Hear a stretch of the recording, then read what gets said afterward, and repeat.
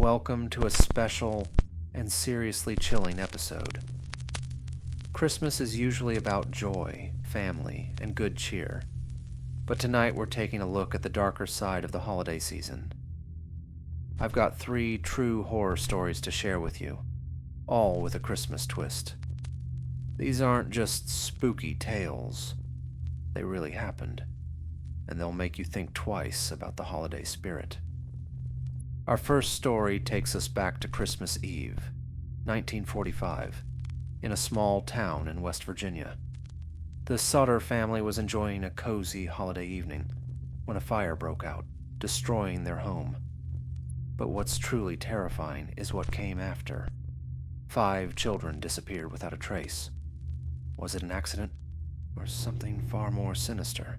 Let's dive into the vanished children of Christmas.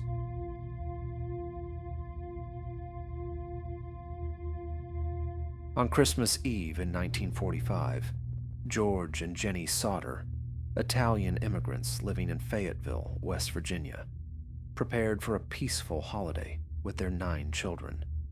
The younger kids, excited by their presence, stayed up late playing, while the older siblings retired early after a long day working at their father's trucking business. Around midnight, Jenny Sodder woke to an unusual phone call. A woman's voice asked for a name Jenny didn't recognize, followed by a strange laugh. Shrugging it off as a wrong number, Jenny noticed the lights still on and doors unlocked. She secured the house and went back to bed, unaware of the nightmare about to unfold. At around 1:30 a.m., Jenny was jolted awake again, this time by the sound of something landing on the roof and rolling off. Moments later, the smell of smoke filled the house. Flames engulfed George's office, and the family scrambled to escape. George and Jenny, along with 4 of their children, managed to flee. But 5 of the children, Morris, Martha, Louis, Jenny Jr., and Betty, were trapped upstairs.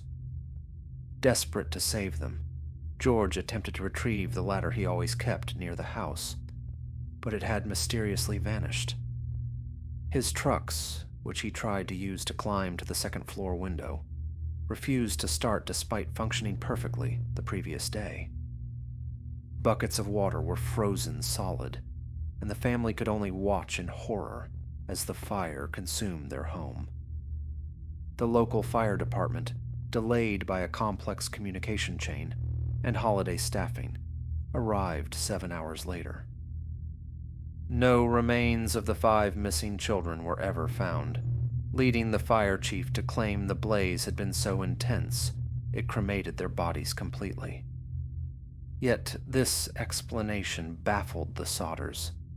Household appliances were still recognizable in the rubble, and experts told Jenny that even in a fire reaching 2,000 degrees Fahrenheit, human bones would remain intact.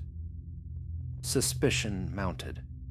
Months before the fire, a life insurance salesman had threatened George, warning him that his house would go up in smoke because of his outspoken criticism of Benito Mussolini. On the night of the fire, a man was seen stealing tools from the Sodder property and later admitted to cutting the phone line. Witnesses reported seeing a strange car parked near the home in the days leading up to the disaster. Even more chilling were reports that the Sodder children might still be alive. Years later, Jenny received a photograph in the mail of a young man resembling her missing son, Louis. On the back, a cryptic note read, "Louis Sodder. I love Brother Frankie. Ill boys, a 90132 or 35. The Sodders' search for answers consumed the rest of their lives. Despite hiring private investigators and appealing to the FBI, the case remained unsolved. Theories ranged from kidnapping to mafia involvement, tied to George's political comments and the family's immigrant roots. The mysterious fire, compounded by the disappearance of the children, left an enduring scar, a Christmas tragedy steeped in questions with no answers to this day.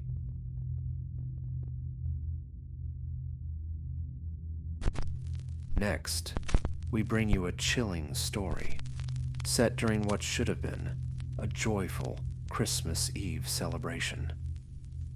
This story takes us to Covina, California, where a family gathering turned into a nightmare no one could have foreseen. Stay with us as we uncover the haunting details of the Christmas nightmare in Covina, a story that will leave you questioning the holiday spirit.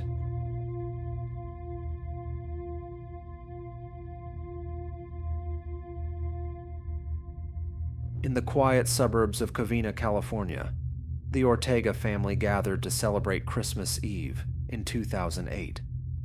The family home was alive with festive joy, laughter, and music. Sylvia Ortega and her parents hosted their annual party, welcoming nearly 25 loved ones, including children eagerly awaiting the magic of Christmas morning. But outside, their holiday sanctuary was about to be shattered by unimaginable horror. Bruce Jeffrey Pardo, Sylvia's ex-husband, was seething. Their divorce earlier that year had left him financially and emotionally devastated. Once a charming man, Bruce had become cold and vengeful, harboring resentment over spousal support payments and custody battles. His fury boiled over into a chilling plot of revenge, meticulously planned to coincide with the one day meant for peace and joy. Dressed as Santa Claus, Bruce knocked on the Ortega family's door at 11:30 p.m., carrying what appeared to be a cheerful, gift-wrapped package. Inside the home, Sylvia's 8-year-old niece ran to open the door, delighted to see Santa. But what happened next turned the festive gathering into a scene of pure terror. Without warning, Bruce pulled out a handgun and shot the girl in the face. She survived, but her scream of pain signaled the beginning of a rampage. Bruce burst into the house, firing at anyone in his path. Sylvia and her parents were among his first targets, followed by other family members scrambling for cover. Some hid under furniture or fled through windows into the cold December night, escaping with their lives. In total, Bruce killed 9 people, leaving the once welcoming home filled with panic, grief, and death. But Bruce wasn't finished. Retrieving the large gift box he brought, he revealed a homemade flamethrower. Flames erupted as he unleashed fire across the house, turning the celebration into an inferno. The fire consumed everything in its path, including the Christmas tree, decorations, and cherished family heirlooms. The Ortega home was reduced to smoldering ruins, and even the victims were so badly burned that forensic experts had to rely on dental records to identify them. Bruce fled the scene in a rental car, but his carefully laid plans began to unravel. Wearing the Santa suit, which had partially melted onto his body from the fire, he drove to his brother's home in Silmar. His injuries, severe third-degree burns, derailed his escape. Bruce was found dead the next day from a self-inflicted gunshot wound. Investigators later discovered Bruce's car rigged with explosives and evidence of a calculated attack. Inside his rental car were maps of his intended escape route, cash, and airline tickets, suggesting he had planned to flee the country. Yet, his injuries and the chaos of the massacre left him unable to carry out his grim getaway. The Covina Christmas massacre devastated the community. Survivors were haunted by the memories of that night, and the Ortega family was left to mourn their lost loved ones during what should have been the happiest time of the year. Each Christmas, the tragedy serves as a grim reminder of how unchecked rage and despair can lead to devastating consequences. Finally, we have a tale that takes us to a quiet Michigan town where one family's peaceful holiday was disrupted by a series of strange and terrifying events. This story blurs the line between prank and danger, and what started as an innocent Christmas Eve quickly turned into a chilling encounter. Stay with us for the eerie details of the Christmas caller.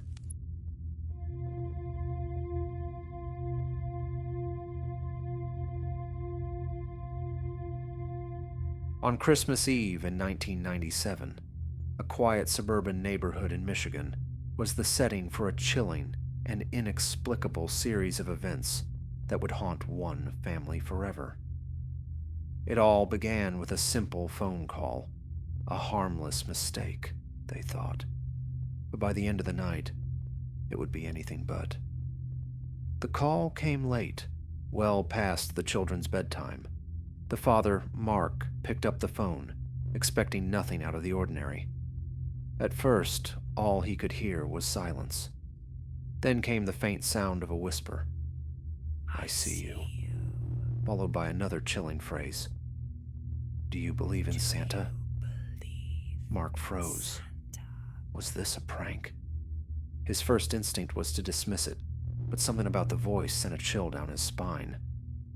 After hanging up and trying to calm his nerves, Mark didn't think much more about it until his young son, excited and wide-eyed, pointed toward his bedroom window. There, in the snow, stood a figure, a shadowy silhouette just outside their home. Mark hurried outside to investigate, but when he looked, there was no one there.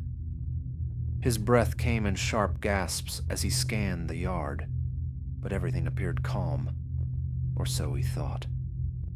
Later that evening, while trying to make sense of the earlier events, Mark discovered footprints in the snow leading directly to his son's bedroom window. His heart sank. Someone had been watching. The footprints were cold evidence, clear and deliberate, showing that the intruder had stood right there, staring into his son's room. As if the incident weren't terrifying enough, investigators later found cigarette butts and empty beer cans near the bushes that bordered the family's home, suggesting that the person had been hiding outside their house for hours, observing their every move. The police would investigate the phone calls, but the mystery couldn't be unraveled. The number was traced back to a burner phone, and no leads could connect it to any known suspect. The family felt powerless as the fear of the unknown lingered. Over the years, the mystery of the Christmas caller has remained unsolved. Though the intruder never returned, the psychological scars lingered for the family. Every Christmas, they wondered if that stranger would come back. Their home, once a warm and festive space, became a symbol of terror and paranoia. This story is a reminder that sometimes the greatest horror isn't in the stories we create for ourselves. It's in the things we can't explain, the whispers in the dark, and the footprints in the snow.